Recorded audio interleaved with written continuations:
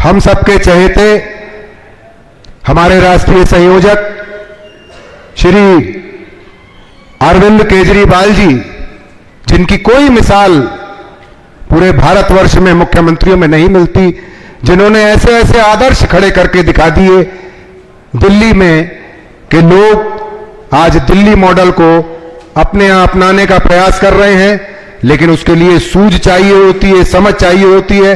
वो हमारे बीच वर्चुअल रूप से पहली बार उत्तराखंड में हमारे बीच हमसे जुड़ने जा रहे हैं। हम उनका स्वागत करते हैं।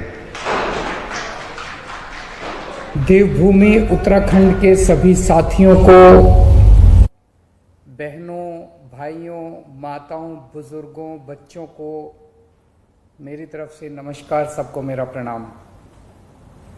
साथियों, मैं आज आपके बीच में आना चाहता था। मेरा बहुत ज़्यादा मन था। बहुत दिनों से मैं उत्तराखंड आने का प्लान बना रहा था, लेकिन कोरोना नाम की ये जो आपदा पूरी दुनिया में आई है और अभी देश भर में सेकेंड वेव चल रही है, उत्तराखंड में भी आप लोग इससे संघर्ष कर रहे हैं। इस वजह से मैं आप लोगों के बीच में स्वयं नहीं आ पाया और आज आपके साथ वीडियो कॉन्फ्रेंसिंग के ज़रिए बातचीत कर रहा हूँ। इसके लिए मैं माफ़ी चाहता हूँ, लेकिन जैसे ही कोरोना थोड़ा कम होगा मैं आपके बीच में ज़रूर आऊँगा। दोस्तों, आज से 20 साल पहले देवभूमि में उत्तराखंड राज्य की स्थापना हुई थी। लोगों ने बहुत संघर्ष किया। कुमाऊं और गढ़वाल के लोगों ने मिलकर संघर्ष किया। युवाओं ने, महिलाओं ने, कितने ही लोगों ने कुर्बानियां दी। कितने युवाओं ने अपने भविष्य दांव पे लगा दिए, पूरी की पूरी जिंदगी दांव पे लगा दी, अपने करियर खराब कर दिए। लोगों का सपना था कि अपना राज्य होगा, उत्तराखंड राज्य होगा, जिसमें अच्छे स्कूल होंगे, सबके बच्चों को अच्छी शिक्षा मिलेगी, सबको रोजगार मिलेंगे, अच्छे अस्पताल होंगे, बीमार को इलाज मिलेगा, सबको न्याय मिलेगा, अच्छी सड़कें होंगी, बिजली होगी, पानी होगा। लोगों को उम्मीद थी कि अलग राज्य बनेगा तो सबको रोजगार मिलेगा, युवाओं का पलायन रुकेगा, उत्तराखंड के घर घर में खुशहाली आएगी। लेकिन आज मैं आपसे पूछना चाहता हूं, क्या उत्तराखंड के गांव खुशहाल हैं? क्या उत्तराखंड के शहर खुशहाल हैं? क्या आप सब खुशहाल हैं? आखिर इन 20 वर्षों में आपको क्या मिला? आज गर्भवती महिला की इलाज न मिलने से रास्ते में ही मौत हो जाती है। सरकारी स्कूलों की हालत खस्ता है। उत्तराखंड की सरकारों ने 3,500 से ज्यादा सरकारी स्कूलों पे ताले लगा दिए हैं। बेरोजगारी में उत्तराखंड देश में पहले नंबर पे है। पलायन की मार ने उत्तराखंड के गांवों को वीरान कर दिया है। मैं आपसे पूछना चाहता हूं कि क्या इसी दिन के लिए उत्तराखंड के शहीदों ने बलिदान दिया था? इस सब का जिम्मेदार कौन है? जैसे ही उत्तराखंड राज्य बना आज से 20 साल पहले, इन पार्टियों ने और नेताओं ने तुरंत उत्तराखंड की सत्ता पे कब्जा कर लिया।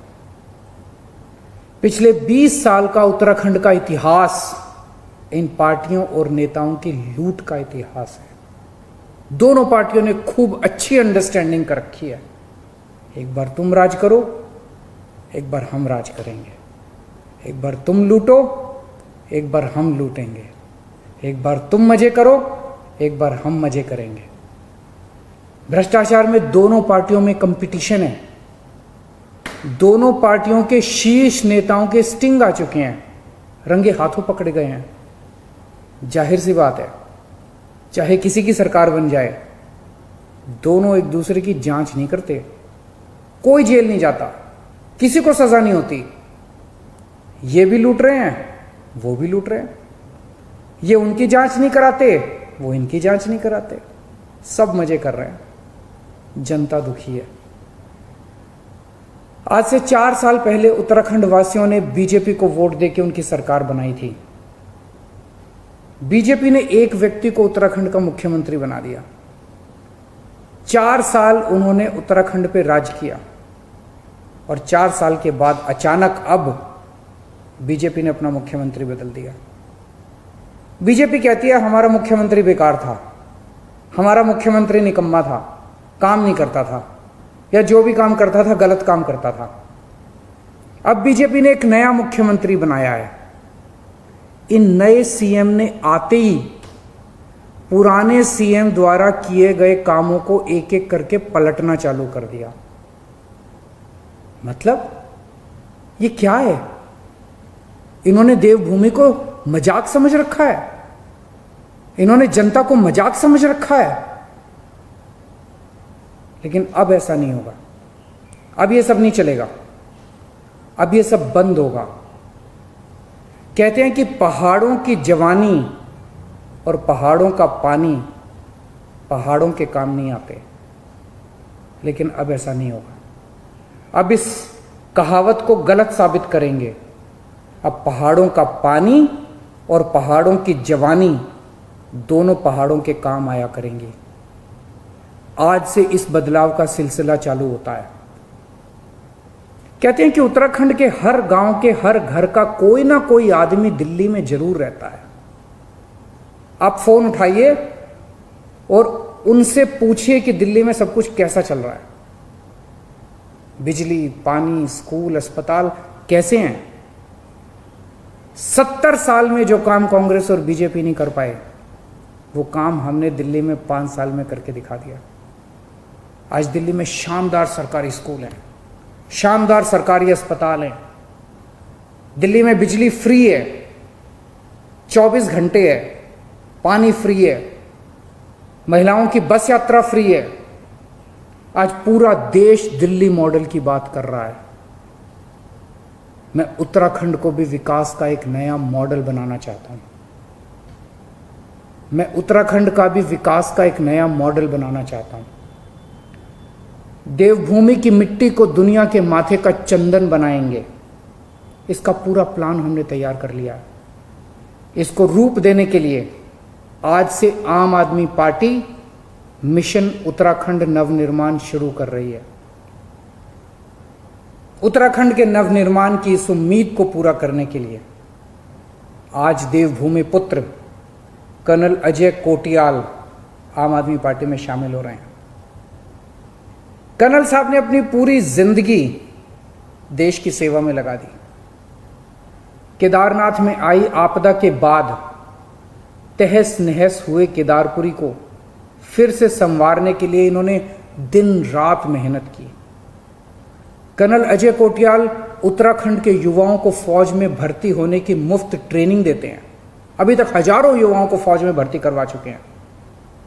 एवरेस्ट की चोटी पे तिरंगा लहराना हो या कारगिल में देश के दुश्मनों के साथ लड़ना हो, कर्नल साहब जो ठान लेते हैं वो करके दिखाते हैं। कुछ लोग उन्हें भोले का फौजी कहते हैं। आज मैं इस भोले के फौजी का आम आदमी पार्टी में तहे दिल से स्वागत करता हूं। कर्नल कोटियाल और आपके साथ मिलके देवभूमि का नवनिर्माण करेंगे। अब यहां के युवाओं को अपना घर और अपने माँ बाप को छोड़ के कहीं नहीं जाना पड़ेगा। अब गांव कभी नहीं उजड़ेंगे। आखिर क्या कुछ नहीं है देवभूमि में? पर्यटन है, तीर्थाटन है, जल संपदा है, वन संपदा है, सब कुछ तो प्रकृति ने दिया है देवभूमि को। जिस तरह दिल्ली को आम आदमी पार्टी ने भाजपा और कांग्रेस के भ्रष्टाचार से मुक्त कराया, उसी तरह सिर्फ आम आदमी पार्टी उत्तराखंड को भाजपा और कांग्रेस के भ्रष्टाचार से मुक्त करा सकती है। अपनी ईमानदारी से हमने दिल्ली को बदला, ईमानदारी से ही अब हम उत्तराखंड को भी बदलेंगे। उत्तराखंड का नवनिर्माण हम सब मिलकर करेंगे। आज मैं उत्तराखंड की आम जनता से, युवाओं से, बुजुर्गों से, सभी माताओं बहनों से गुजारिश करता हूं कि 20 साल के कांग्रेस और भाजपा के कुशासन को खत्म करने और उत्तराखंड के नवनिर्माण में हमारा साथ दें। दिल्ली देश की प्रशासनिक राजधानी है, उत्तराखंड को देश की आध्यात्मिक राजधानी बनाएंगे। देवभूमि उत्तराखंड की जय। भारत माता की जय। नमस्कार।